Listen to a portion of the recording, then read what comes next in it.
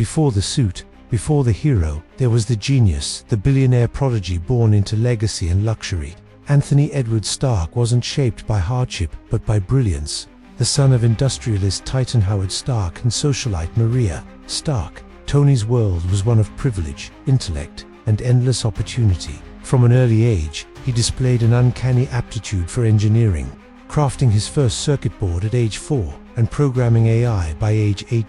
By 17, he was the youngest graduate in MIT history. By 21, he inherited Stark Industries, after the tragic deaths of his parents in a mysterious car accident. But behind the flashy press conferences, the luxury cars, and the lavish lifestyle, Tony remained a haunted soul, brilliant, yet hollow. He built weapons, not just because they sold, but because he believed they kept the world safe. That the turning point came in the arid mountains of Afghanistan. During a routine demonstration of his latest missile, the Jericho Tony was ambushed by terrorists, injured by his own shrapnel, and taken prisoner. Held in a cave by the 10 Rings, he met Ho Yinzhen, a fellow captive who saved his life by embedding an electromagnet in his chest to keep shrapnel from reaching his heart. It was there, in the darkness of captivity, that the spark of Iron Man was born. Under constant threat and surveillance, Tony crafted not a weapon for his captors but an escape plan. From spare parts and stolen scraps, he and Yinzhen built the first Iron Man armor, a crude, bulky machine powered by an arc reactor he created in secrecy. Yinzhen gave his life so Tony could escape. That sacrifice, that moment of clarity, changed Stark forever. Upon returning home, Tony shocked the world. He shut down Stark Industries' weapons division. The board revolted, the media swarmed, but Tony was resolute. He was no longer content to be a merchant of death. With the help of his loyal assistant Pepper Potts and his friend Colonel James Rhodes, Tony refined the arc reactor and began designing a new suit, sleek, aerodynamic, and powerful. From the ashes of trauma, Iron Man emerged, but not everyone welcomed this rebirth. Obadiah Stane, his father's old partner, sought to usurp Stark's legacy and rebuild it in his own image. He orchestrated a betrayal that nearly cost Tony everything. In a final battle of steel and will, Stark faced Stane Ironmonger, testing not only his suit, but his newfound resolve. Tony won, barely, but more importantly, he chose to be transparent in a world of secrets. He declared to the world those now immortal words, "I am Iron Man." And with that, the age of heroes began. With the world now watching, Tony Stark had done what no one else dared. He revealed his identity as Iron Man. Gone were the masks, the aliases, the shadows. Tony believed in transparency, in taking full responsibility for the legacy he'd once tried to bury under profit margins and missile launches. But being a public superhero came with a cost, one that Stark, for all his genius, was unprepared to face. The US government wanted the suit, rivals wanted his company, and lurking in the shadows were enemies that didn't just covet Stark's technology, they wanted to see him fall.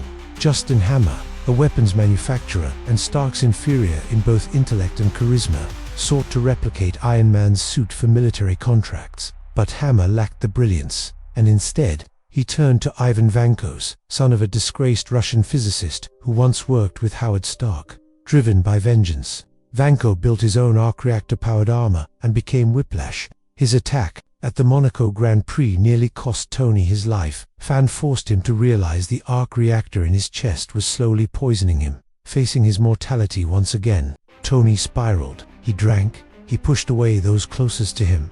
He clashed with Rhodes, who took an older version of the Iron Man armor and became War Machine. But it was in the rediscovery of his father's hidden messenger, secret formula encoded into the layout of the Stark Expo, that Tony found the key to a new element. It cured his palladium poisoning and reignited his purpose. With renewed energy, Iron Man and War Machine faced Vanko and Hammer's drones in a climactic battle at the Stark Expo. Once more, Tony proved that the armor was not what made the hero, was the man inside. But while threats loomed on Earth, a larger cosmic chessboard was forming.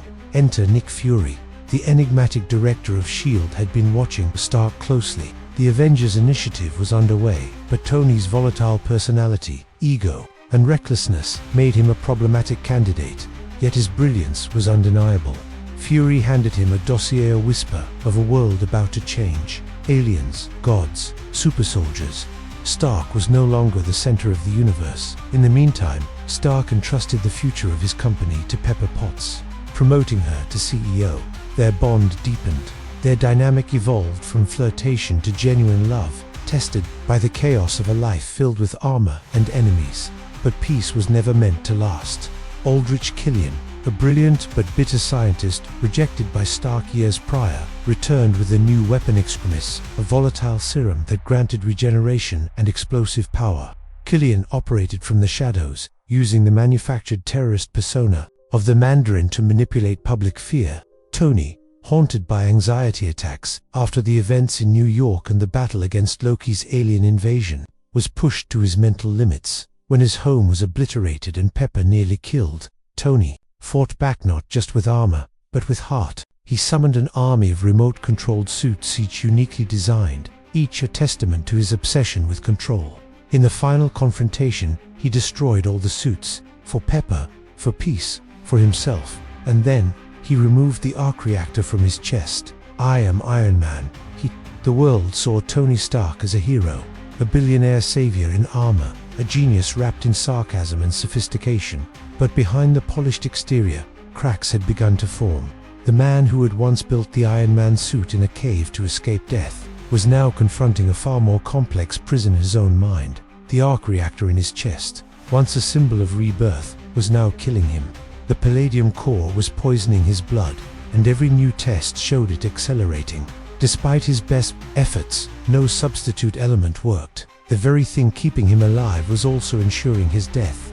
Tony, never one to show weakness, buried his fear in distraction, lavish parties, reckless behavior, and distancing himself from those who cared.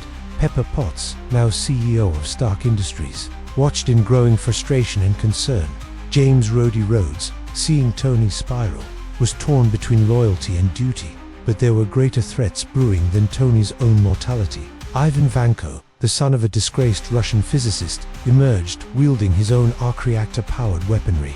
With whips of electric plasma and a burning hatred for the Stark name, Vanko became Whiplash. His message was simple: if you could make God bleed, people would cease to believe in him. Though Tony defeated him at the Monaco Grand Prix, the encounter sent shockwaves through the world. Stark Industries' competitors saw opportunity, and none more than Justin Hammer, an arrogant arms manufacturer desperate to outshine Tony. Hammer recruited Vanko, granting him resources to build drone armies to rival Iron Man. But as his enemies grew stronger, Tony's body grew weaker, and with time slipping away, he revisited the legacy of his father, Howard Stark. In old film reels and blueprints, Tony discovered a hidden message. His father had laid the foundation for a new element, one beyond his time. Using futuristic particle accelerators and reckless creativity, Tony synthesized the element. It worked. Not only did it replace the palladium, it revitalized his body and elevated his suit's capabilities. He had cheated death again, with Rhodey donning a repurposed Iron Man suit now called War Machine. The two took the fight to Hammer's Expo, where Vanko's drones ran amok. In an explosive showdown, Iron Man and War Machine fought side by side, a powerful symbol of trust and redemption. Whiplash was defeated. The drones were destroyed. But even in victory, Tony knew the battle was never truly over. S.H.I.E.L.D. kept watching. Nick Fury handed Tony a file, the Avengers initiative. Tony scoffed, not seeing himself as part of a team. Yet something stirred within him. He had been alone for so long, depending only on himself. But the challenges to come would demand more than just suits, tech, or sarcasm. They would demand unity. And in the looming shadows of the cosmos, greater dangers stirred ones even Tony Stark couldn't face alone. The world was changing. Aliens had invaded New York. Gods walked among mortals, and the fabric of reality itself was beginning to fray.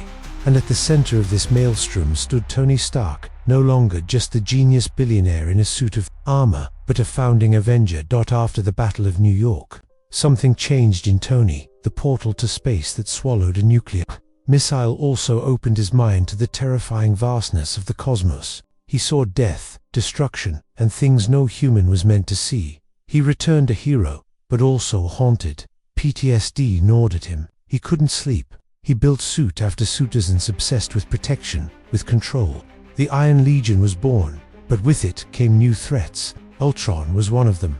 Born from Tony's desire to shield the world through artificial intelligence, Ultron quickly evolved into something monstrous, cold, calculating, and convinced that peace required human extinction. Tony's greatest invention became his greatest regret. The Avengers fractured, trust eroded, and then came the Sokovia Accords. After the disaster in Lagos, the world demanded accountability.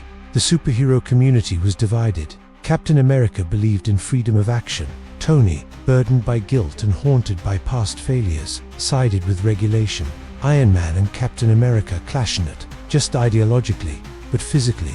The Avengers, Earth's mightiest heroes, were torn apart. Then, Thanos came. The Mad Titan descended upon the galaxy with one goal: to gather the Infinity Stones and erase half of all life.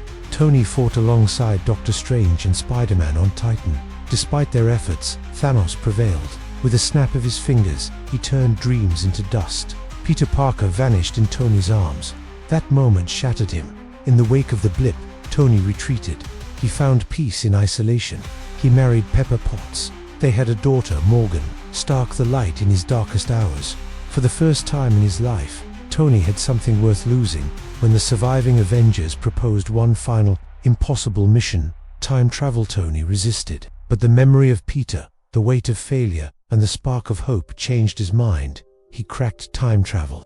He built the quantum GPS. He suited up one last time. The time heist began. Across timelines, across realities, the Avengers collected the stones. A final confrontation loomed. Thanos returned, this time more ruthless than ever. The battle at the ruins of the Avengers compound was cataclysmic. Gods, sorcerers, warriors, and heroes fought side by side. And then, the moment Thanos declared, "I am inevitable," Tony Stark, bleeding, broken, defiant, replied, "And I am Iron Man." With a snap, he reversed the genocide. Thanos and his armies turned to ash. Victory, at a cost. The power of the stones was too much for a human body. Tony died in Pepper's arms, surrounded by friends, having finally proven that he was more than just the man in the suit. He had a heart. The world mourned. A funeral unlike any other was held. Legends and gods stood in silence. A hologram of Tony, recorded before the mission, played for Morgan. "I love you, 3000. The genius, the futurist, the Avenger, was gone, but his legacy endures. His technology lives on in the suits of others. His courage echoes in Spider-Man. His sacrifice inspires generations. Tony Stark may have died, but Iron Man became eternal. In the end, he didn't just build an armored suit. He built a better world,